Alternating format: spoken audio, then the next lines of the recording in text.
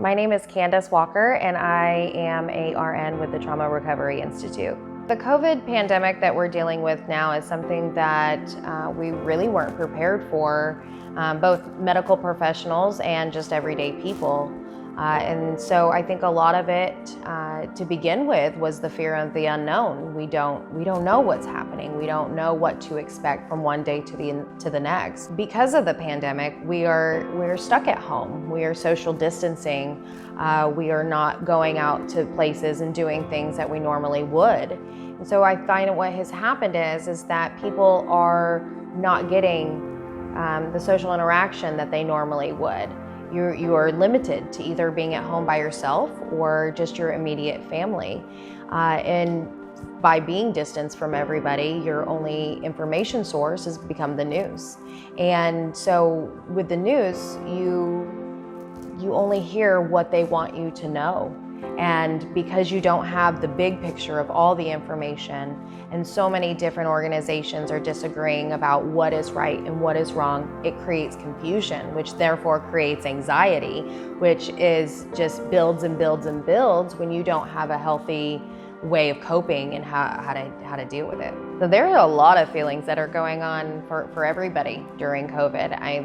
There is loneliness, there's isolation, there's frustration, there's confusion, there's anxiety. I mean, the list just goes on and on and on.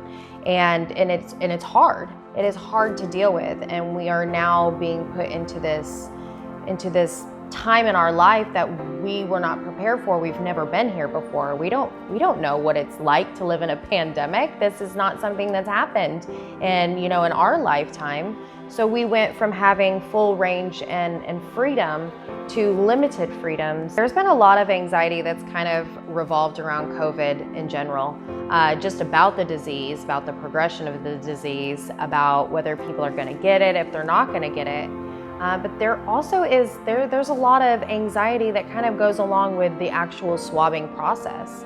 I have talked down many people from complete panic attacks just from having a swab, and where you can't even get close to their face. And you have to sit and take a step back and really talk to them and explain the process and get them to come back down, because they get so heightened into their anxiety, into a straight panic attack. So there we start there, of the anxiety that goes along with swabbing, and then we have the anxiety of what's gonna happen to me. Am I gonna die?